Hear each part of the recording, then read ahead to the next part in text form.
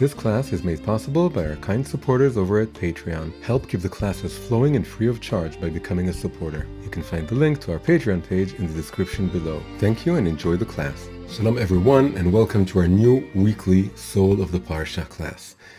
This week's class is called Ballad of the Lamplighters. Who are the Lamplighters? The Lamplighters is what I call the people who dedicate themselves to teaching Torah, guiding people, helping people connect to their own souls, to God, to the Torah, to their calling in life. They don't have a regular career. They don't have a certain, defined profession that is acceptable. They don't produce a very, a recognized good or provide a solid, service.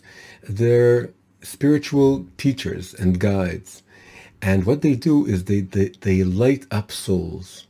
That's why they're called the Lamplighters. They help people kindle their own souls, their own hearts, remember, reconnect to the part of them that wants to touch God and to be connected to God and be connected to their spiritual calling. And they have a certain story to them, and it's very much connected to the character of Aaron, the priest, Aaron, and also, more broadly speaking, to the tribe of Levi, Shevet Levi. So they're the protagonists of this class. We want to understand the unique story of the tribe of Levi, and in particular, Aaron the priest, and we're calling these this family of souls, and in fact we want to expand this family, as we'll see in the end, the Lamplighters. So our parsha, we are now in Parashat Beha'alotcha. It starts with the Torah referring to the mitzvah that Aaron has to light the golden menorah, the golden lamp, the 7 candelabra that was in the tabernacle and later on in the temple. The priest lights the menorah every evening. He starts by cleaning and preparing the menorah every morning. He needs to clean it from the candles of the day before and prepare it for the following lighting of the candles in the evening. It's a daily routine in the tabernacle and the temple. And we've already learned about this mitzvah, but it's referred to again in the opening of this parsha. The parsha opens with the words, "And the Lord spoke to Moses, saying, speak to Aaron and tell him, as you raise the candles," this is the particular phrase used. It's not lighting the candles, it's raising the candles. And we want to fully understand this. And then I'm cutting off now. It's going on to explain certain details about this. But the question that arises, and this is the first Rashi on the Parsha, is why mention this mitzvah now? We have heard about it. If there's another detail to be told, it could have come before, it could come at some other time. Why mention it now? And in order to answer this, Rashi connects the beginning of our Parsha to the ending of the previous Parsha, Naso. In the end of the previous Parsha, we were described what the sacrifices of the chiefs of the tribes were. The chiefs or the chieftains or the captains, the Nesi'im. The Nesi'im are the chiefs of the tribes. And when the tabernacle was inaugurated on the first day of Nisan, then for 12 consecutive days, each day the chief of each tribe would come and bring an offering. So Rashi says that as they did so over those 12 days, when those 12 days ended, Aaron was disheartened. And the whole point of putting the verse of reminding us and reminding Aaron himself of his duty to light the menorah in the tabernacle, it's in order to comfort him and to answer this sense of disheartening that he had. So let's read Rashi. Rashi says, why did the verse about the menorah is juxtaposed? It comes just after the description of the sacrifices of the tribe chiefs, or sometimes there are so-called princes, It depends on the translation.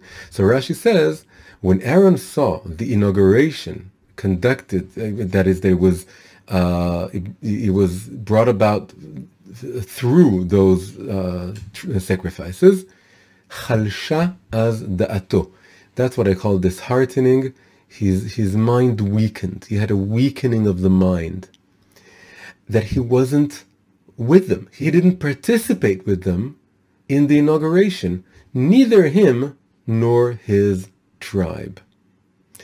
So the Kadosh Baruch Hu, God, tells Aaron, or is telling him through this verse, Chayecha, I urge you, I beckon you, I give you strength.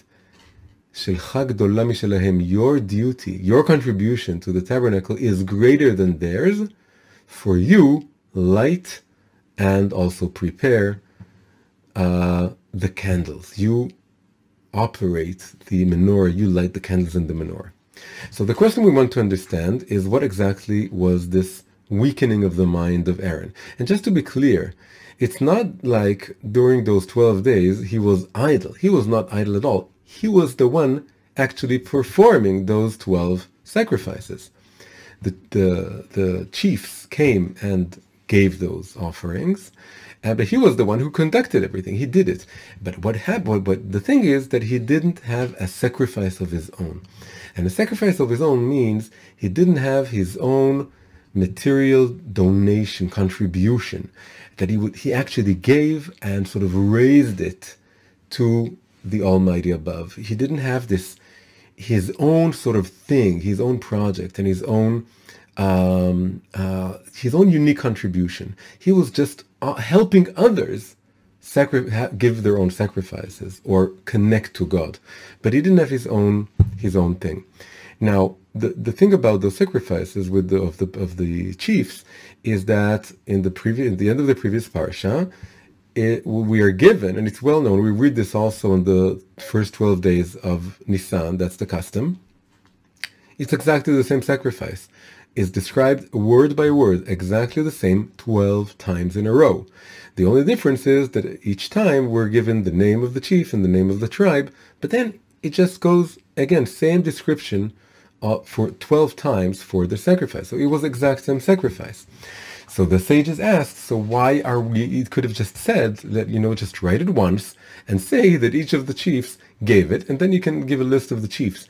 Why describe it again and again and again? And the answer is that although it was on the outside the same, each chief meant something else, had a different kavanah, a different intention. When he gave it, and when it was offered, we can imagine him closing his eyes and sort of praying very hard for something completely different.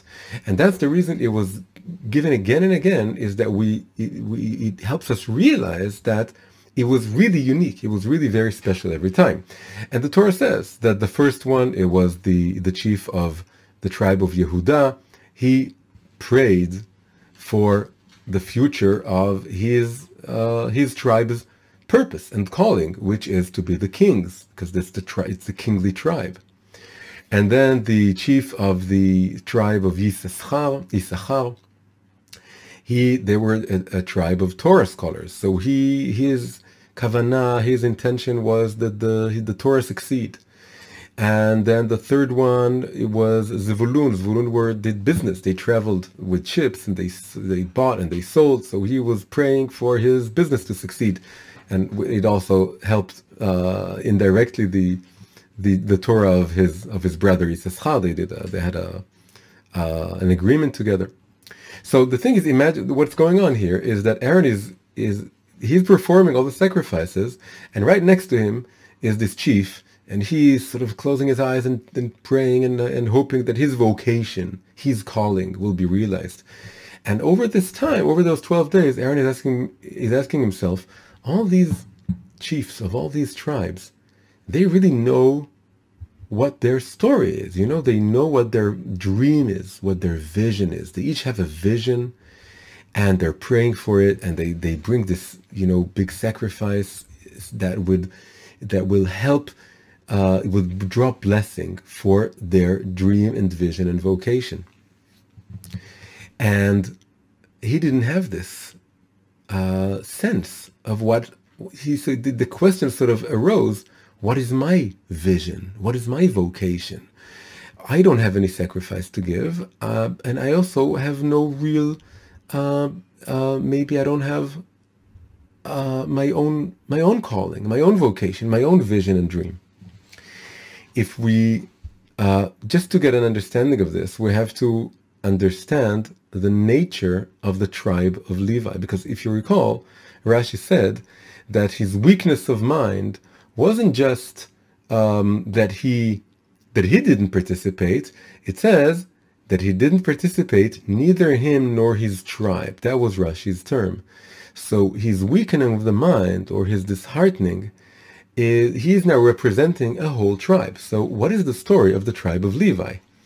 The Levi himself was one of the 12 sons of Jacob. He was the third son of Jacob with Leah, and so the third son out of the 12. And like all the other sons in Egypt, they each became a whole tribe, like a whole big group. But due to two events, in many ways, in many respects, the tribe of Levi was excluded from the tribes and was replaced by another tribe. What were the two events? The first is that it just so happened that a certain Amram, who was the grandson of the original Levi, he had three very special children. The first was Miriam the prophetess, the second was Aaron, future grand priest, and the third was, of course, Moses. And Moses and his two siblings became the redeemers of the Jewish people from Egypt. And it just so happened that they all came from Levi. So Levi had suddenly this special role in leading the Jews out of Egypt. Second event was later on with the sin of the golden calf. The sin of the golden calf, all tribes participated except for the Levites. The Levites were the only ones who said, we're not bowing down before the golden calf. And what happened afterwards was that the original intent was that it was the firstborn of each tribe that would be operating and working in the tabernacle. But God changed his mind, so to speak, after the sin of the golden calf, and instead they were replaced by the tribe of Levi. Because the tribe of Levi did not participate in the sin, they became the whole tribe, not just the priests, which are a subgroup, a subset within the Levite tribe. The whole tribe became those that are operating and working on the service of the tabernacle, which means carrying it in the desert, taking it apart and putting it together again, and guarding it, and also accompanying the service with music. So the priests were obviously the priests, that's the Aaron and his descendants to this day. And the Levites also are on a wider circle of operating the tabernacle. And this had several ramifications. So one ramification is that the way all the tribes would camp in the desert during those 40 years in the desert was that the Levites were in the center, right around the tabernacle itself, and then all the other tribes would surround it in a square shape. This is a time to mention that the Levites were excluded as a tribe, but they were replaced. Whom were they replaced by? Well, Joseph. There was originally a tribe of Joseph in Egypt, or at least there would have been. But what happened was that when Jacob came to Egypt and met Joseph and his two grandchildren that he never saw before, he blessed the two grandchildren, which are Ephraim and Menashe, that they would become whole tribes. So what happened was that out of the 12 sons of Jacob, two of them, Levi and Joseph, do not have tribes named after them, but for opposite reasons. Joseph became two tribes, the tribe of Menashe and the tribe of Ephraim, but there was no longer a tribe called Yosef. So Yosef became two tribes, but Levi became no tribe. in a sense. So in some senses, it did remain a tribe. There was a stone for Levi on the breastplate of the chief priest, on the Aaron, and there was also a flag. But in other senses, no. So they didn't camp. The 12 new tribes, i.e. the 11, the 10 original tribes and the 2 tribes of Joseph, they were now the new 12 tribes, and they would camp around the tabernacle.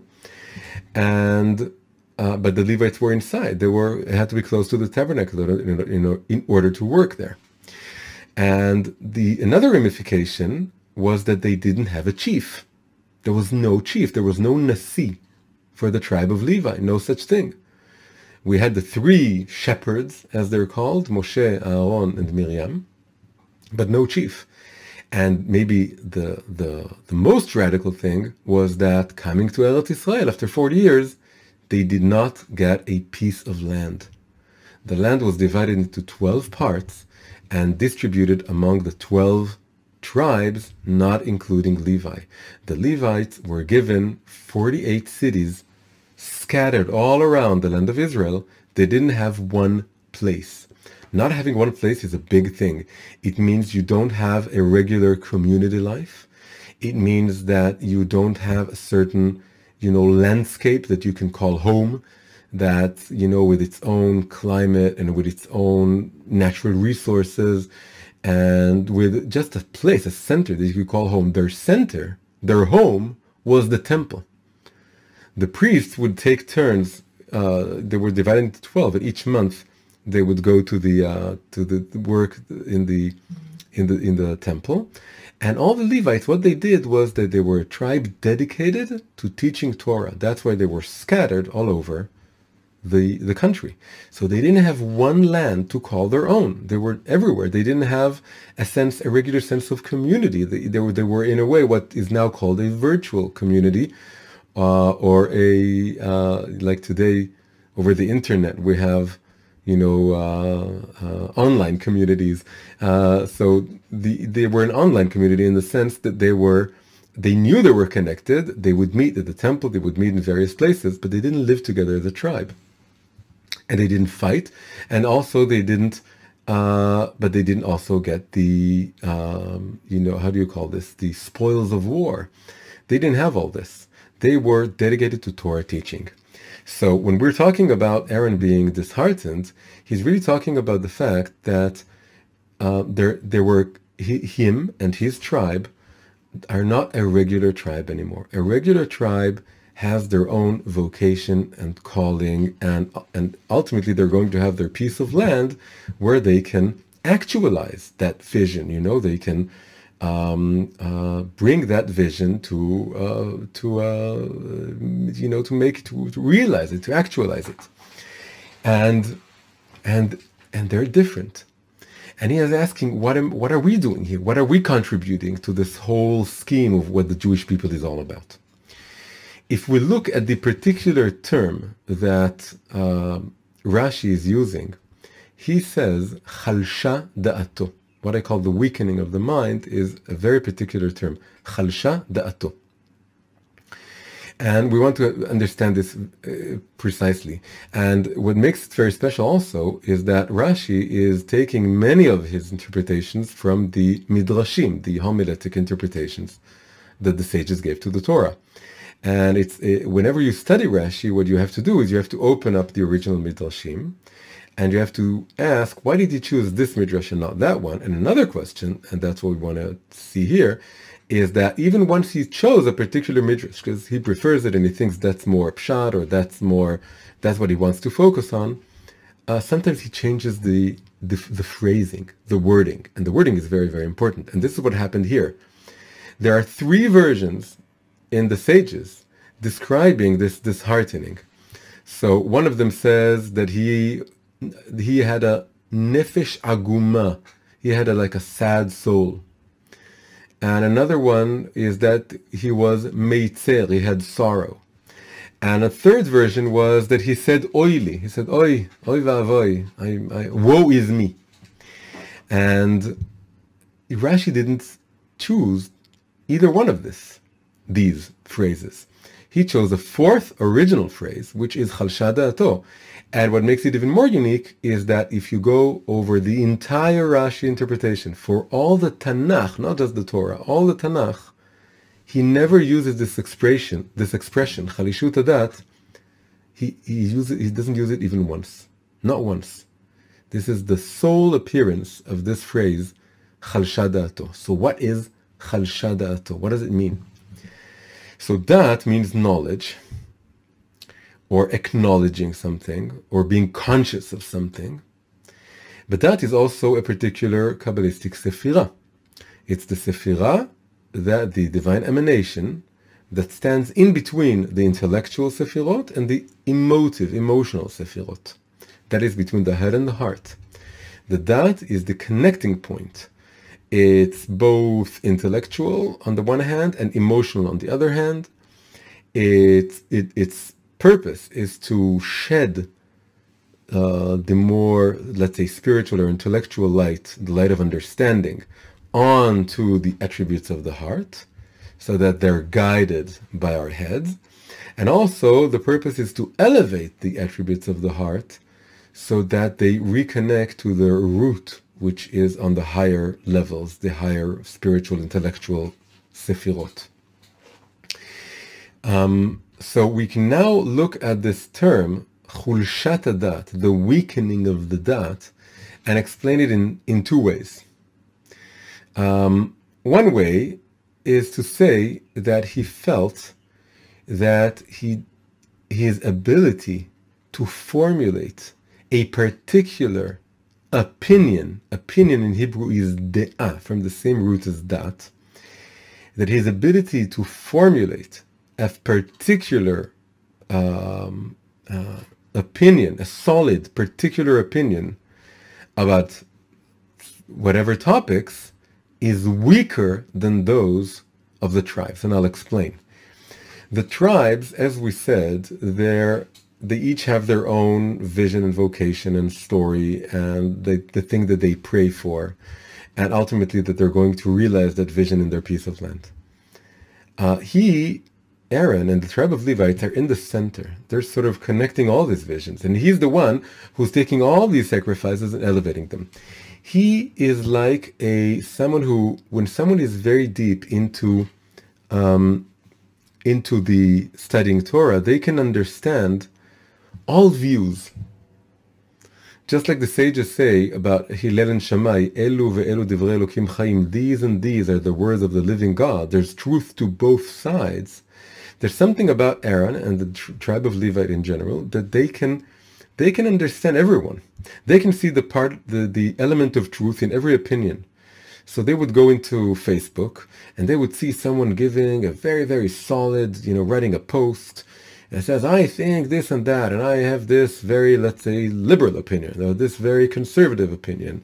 Or I think that this guy is wrong and this guy is right, and the other person says the opposite. And they have, in Hebrew, it's called da'atanut. They have solid opinions about things. And we know this experience, that you're in an argument that you haven't solidified your own particular opinion, so you don't know what to say, you're just listening. And you can also, and not only that, but you can hear the truth about everything. So there's something about Aaron that says, I feel that I don't have my own opinion. I don't have my own dat. When the sages told us about the sacrifices of the chiefs, then their expression was, here it is, Kulam al dvarim gdolim hekrivu. Each of the chiefs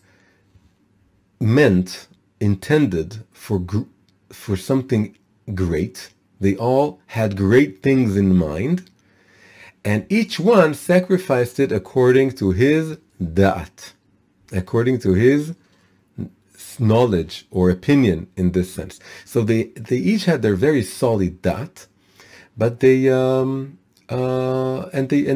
had some great things in mind. But he didn't have this. If the sphere of da'at is the origin of all the 7 lower sephirot. Now the 7 lower sephirot are also, they correspond to the 7 candles of the candelabra.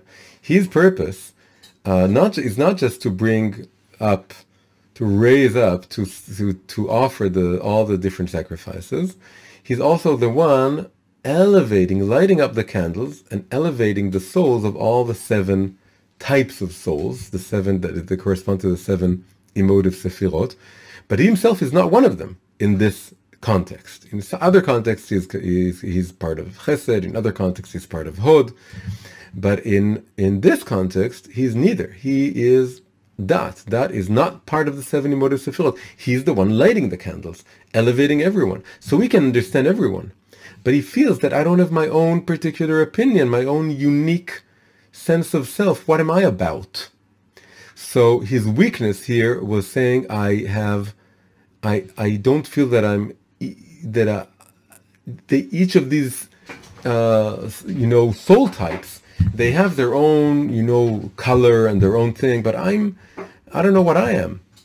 And so that's the first interpretation. And also, by the way, we can see this also in Moshe. Moshe, one of the interpretations for his stuttering, in Hebrew, to stutter is legamgim. Legamgim. So legamgim is a 4-letter root, and it's really the repeating of the word gum, because it sounds like stuttering. It's like an onomatopoeia. But the word gum in Hebrew means also. So the idea is that the reason that Moshe was stuttering was because he wanted to say, also this is true and also this is true. Gam ze nachon vegam ze nachon. It's like elu ve'elu, these and these are the words of the living God. He saw all aspects of the truth. But when you understand all aspects of the truth, you don't have the luxury of speaking very loudly and certainly about one aspect of the truth. You stutter. You say, well, that's true and also that's true. There's a famous joke about the Chelem rabbi, who had 2 people coming to him with a big argument, and they were arguing over a sum of money. And one of them gave his whole version of the truth, and the rabbi was listening and says, you're right, you're absolutely right. And then he listened to the other person, and he gave a totally opposite version of the truth. Said, no, it's just he's lying, and I was the one who, and he owes me the money and everything. And the rabbi listens and says, you're also right. And then the wife of the rabbi gets angry. She's around there, and she says, you can't, these 2 people are arguing. You have to make the decision. You can't say that they're both right. So he listens to his wife, and he says, you're also right. So this is the Chelem rabbi, but this is in many ways many rabbis. And anyone who's really studying Torah deeply and listening to the 70 facets of the Torah, which are also the 70 facets of everything, of the world. So he feels that I don't have my own opinion. I can understand everyone. I don't have my own thing. The second interpretation of Chulshat Adat is that he was weakened or disheartened by the idea that he is only dat, right? The first is that he doesn't have any dat, any de'ah, any opinion. The second interpretation, and it doesn't contradict, it really goes together, is that he was weakened by the thought that I am only dat. What does it mean? It means that, again, it's another way of looking at the same thing.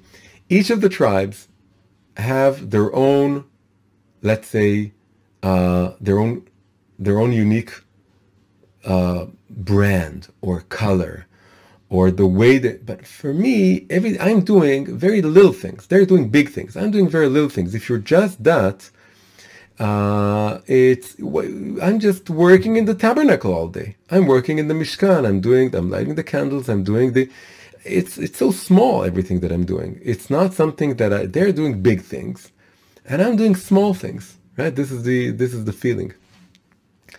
So all this goes to show that he felt that, and we can imagine this if you're thinking about someone who is deciding to dedicate his life to learning Torah. He's not a scientist. He's not an artist. He is not an air pilot. He's not a politician. All he's doing all day is that he's sitting down with words written on a paper, black and white. Everyone's life is so colorful, but I just have this small, world, tiny little world that's all around the tabernacle of the Torah and the letters of the Torah, and he touches upon everything in the world. He touches upon every aspect of reality, but he just touches upon it. I can talk about science, I can talk about art, but I'm not doing any of that. It's just those words and words and words. That's what I'm doing, or the sacrifices, whatever it is. Imagine, this is a good example. Imagine a first grade teacher. The first grade teacher is every year, she or he, it's usually a she, but it could be a he, they receive a new generation of first grade students, and this teacher has to teach them the alphabet from scratch. This is ABC, this is Aleph Bet Gimel, and then they move on to second grade, but the teacher remains. And every year, the teacher is still in the first grade. The teacher is an eternal first grader. She's always there, she or he, teaching the alphabet. And now, thousands and thousands over the years of students pass through this teacher, and they each go on to lead very fascinating lives. And they become artists and scientists and air pilots and dancers and politicians and journalists and speakers and whatever it is they do. But the teacher remains in one place, and the teacher is a lamplighter, a candle lighter, a soul lighter. The teacher is the one giving them the ability to read, connecting, and if the teacher merits, then like Aaron, it's not just something intellectual or emotional, it's also something spiritual. They're able to connect the students to the Torah and to God and to their own souls.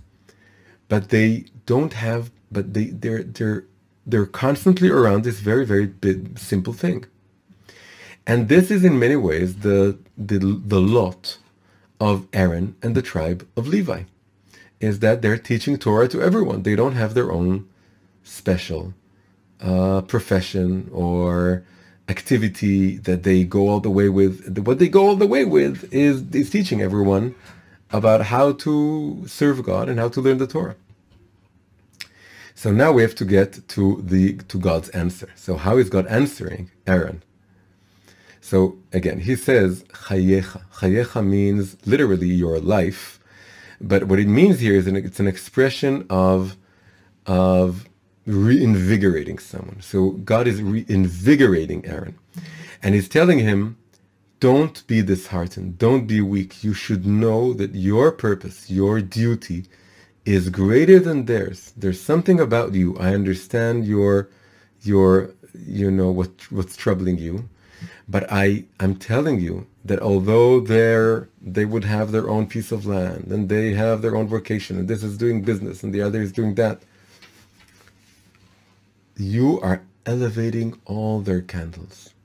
You are lighting up all their candles. You are bringing up all their sacrifices. They would have nothing without you. You are the one that's creating this sort of channel of energy that helps their own physical and material and earthly plenty to rise up. And also the blessings of God descend to the world and touch them and bless them through your work. We can liken the camping around the tabernacle as like a sort of modern would be digital, but I'm talking about a clock, a regular round analog clock. And it's very much like a clock. You have 12 tribes all around, and that's like the 12 hours. So it's shaped like a square, but we also have some clocks today that are shaped like squares. But basically it's all around. And then in the center is where all the dials come from. Now, when you have a clock and the dials turn, what happens is that each dial turns, it's a very subtle movement. In the center, it's a very subtle movement. It's just a few degrees to clockwise. A few degrees clockwise, that's all you need. But what happens is, because it's a long dial, and it's because this is how it works, that if you turn that few degrees in a smaller circles it's the same amount of degrees as the circles expand, but the length that they cover becomes greater and greater the bigger the clock is, right? The bigger the circles are. So if you move, 1 degree on a small circle is 1 degree on a big circle, but it becomes a whole swath of of area that you move through. So if you're in the tabernacle and you move the metaphorical dial, if you're in the center, you just have to tilt your head a little bit. But what happened was, if you look at the periphery, is that the whole focus has turned from one camp to another camp, from one tribe to another tribe. So for the tribes, they're in the periphery of the circle. They have big things, and each one has his own camp. And a few degrees from there, like from moving from 1 o'clock to 2 o'clock, it's two different tribes. In the center, it's all very subtle. It's just you have to move the dial a little bit. It's like a tilting of the head, and then you focus on a totally different tribe. So Aaron and the Levites are in the center. They're the ones turning the dials of all the Jewish life, of everything that's going on there. And we can see this about all three shepherds. Moses is writing the Torah, and every letter that he changes, it's very subtle. It's just a change of the letter. It's just a letter, one more letter, one less letter, another word.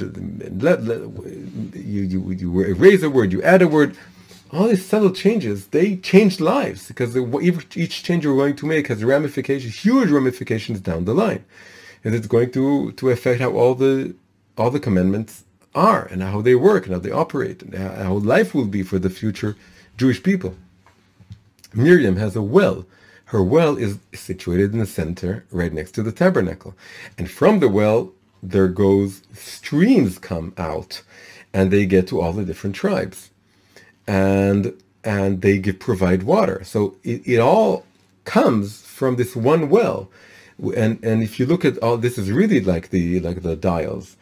And all the 12 streams come out, and they're all very close, but they become a whole independent rivers as they go and connect to each of the tribes. It was also channels of transportation, according to the Midrash. They would travel by boats using those streams and rivers.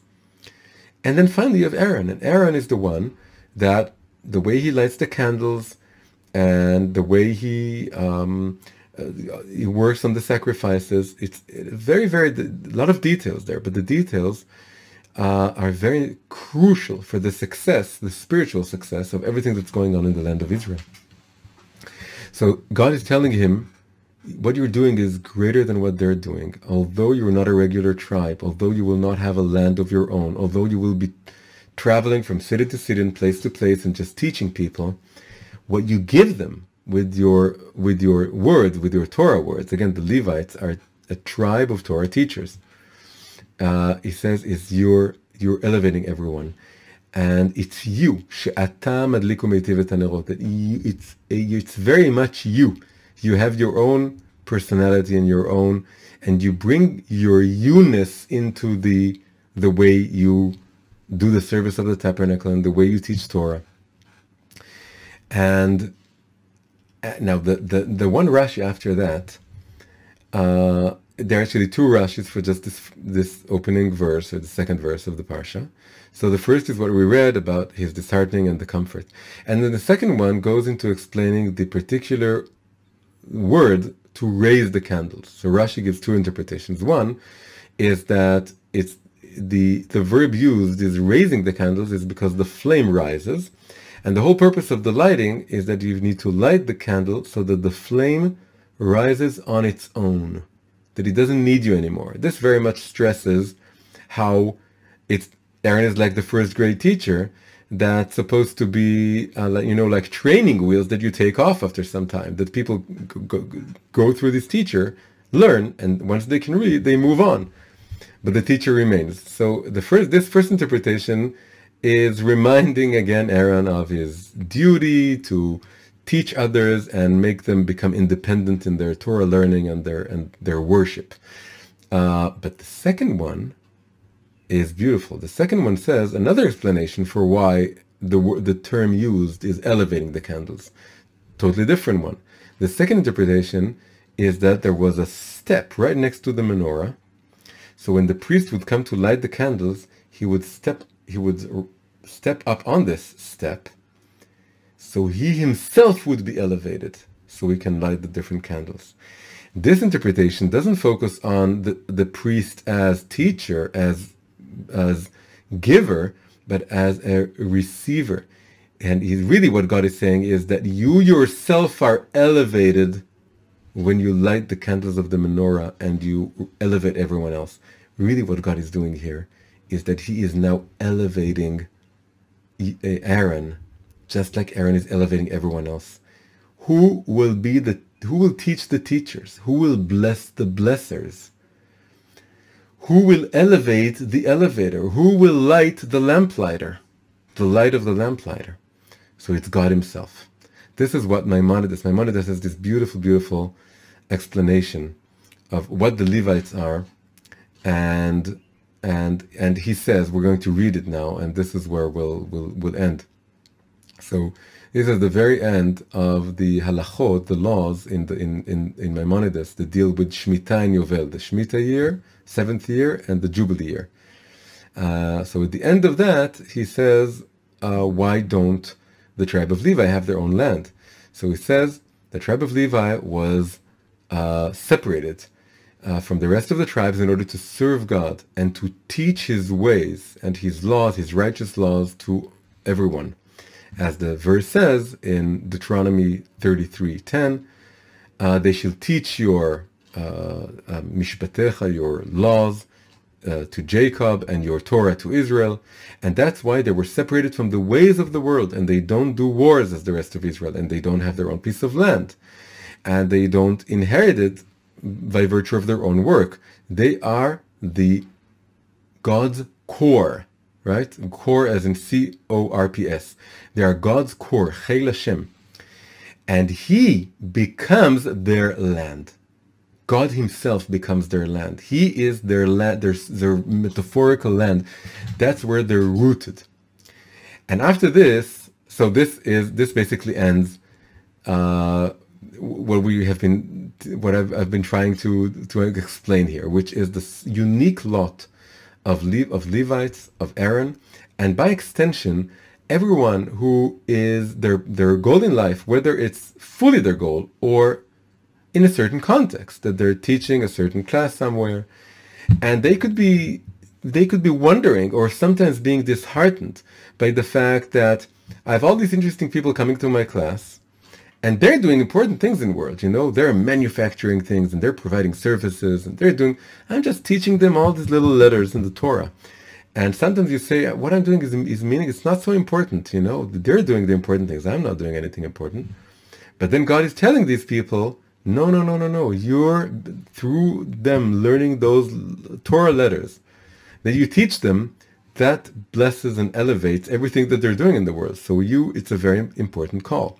So now we're going to finish with reading the very last paragraph of the Rambam in those halachot of Shemitah and Yovel. Just after he describes what's unique about the Levites, he has an amazing, just a beautiful, unbelievably beautiful, poetic paragraph that calls upon every person in the world, Jew or non-Jew, to spiritually join the tribe of Levi and dedicate themselves to teaching Torah to everyone else. And it's just an unbelievable, beautiful paragraph. It goes like this. And not only the tribe of Levi, but every person from all the persons of the world, Kol Ba'ei Olam. This is a very special phrase that is very clearly suggesting it's not just for Jews.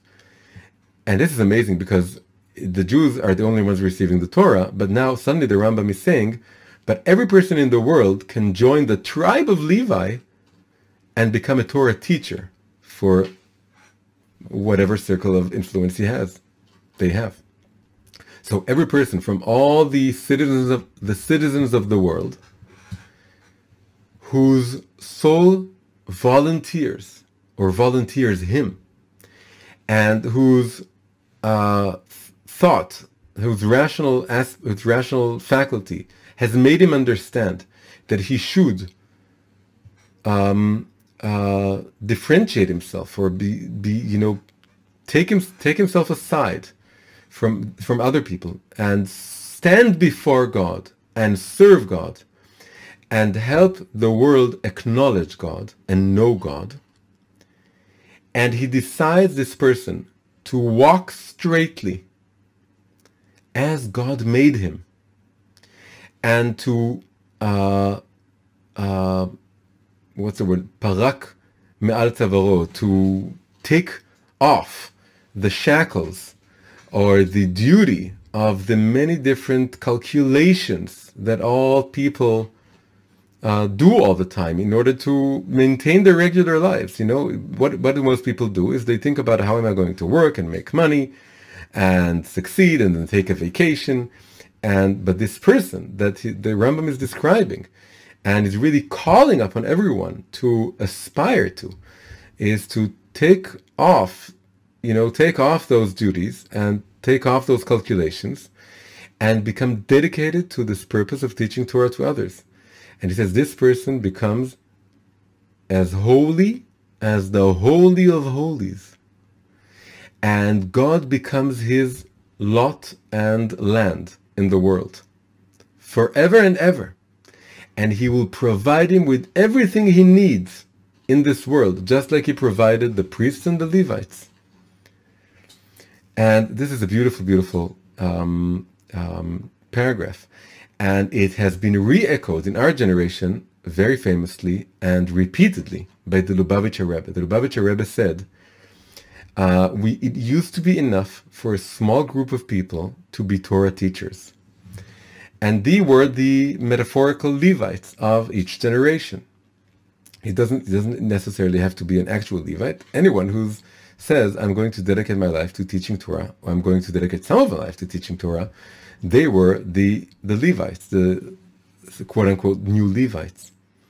But then the Rebbe would said, and this is another quote, and this is where we really end, he says, throughout the world, there are hundreds and thousands of Jewish children, as well as adults, who have no knowledge of the Aleph Bet of Judaism. They don't know anything. And by extension today, we now want to teach Torah to all nations of the world. So even more so, you have people that do not know about what the Torah is really all about, and they should be taught that. And he says this is a state of pikuach nefesh, of it's like an actual danger of losing lives, spiritually losing lives, and it also has to do with actual losing lives, because if you don't lead your life according to Torah and Bible, Torah and Judaism values, if you do, let's say it positively, if you do so, it really does help you lead a better, longer, more productive life. So he says this is pikuach nefashot, also actually physically, literally. So it is now the calling of our times. It is now the duty of our generation that every person who knows even a little bit of Torah or Judaism must contribute to spreading Torah ideas, Torah knowledge, wherever they can. And not to suffice with the number of teachers we have today, but everyone should join them and contribute to the tabernacle. This is now referring to the Rashi that we started with, that Aaron was disheartened by the fact that he didn't participate in the inauguration of the tabernacle. So the inauguration is the building of the third temple. The inauguration is also in Hebrew has to do with the word education. To inaugurate is lachnoch, and to educate is lechanech, same root. So with this beautiful call that we should, we're ending now, that we are all called upon to be Lamplighters. And by elevating all the souls in the world, and by helping them connect all their different trades and professions and hobbies and callings, whatever it is in the world that exists, by helping elevate that and connect it to believing in God, being connected to God, praying for God to bless whatever it is we're doing, trying to do everything that we do so it will align with God's will, and with God's will for a good, rectified, holy world. This elevates everything. And when we dedicating ourselves to teach proper morality and proper Torah wisdom and God's word, and to spread it to the entire world, we help people elevate their goals and their vocations, and we are also thereby elevated, because in order to light those candles, we need to step up. Step up to this calling, step up to raising ourselves to light the menorah, and so we are all elevated. We light other lamps, and our own lamp is also lighted by God Himself. Shabbat Shalom. Hi, if you enjoyed this class, please click the like button and subscribe to the channel. On YouTube, also make sure to click the bell icon. To keep the classes flowing and free of charge, please consider supporting us on Patreon, an amazing platform for supporting independent creators. You're also welcome to join our weekly live Zoom class every Sunday evening, Israel time. You can find all the links in the description below. Thank you very much, keep healthy, and see you soon.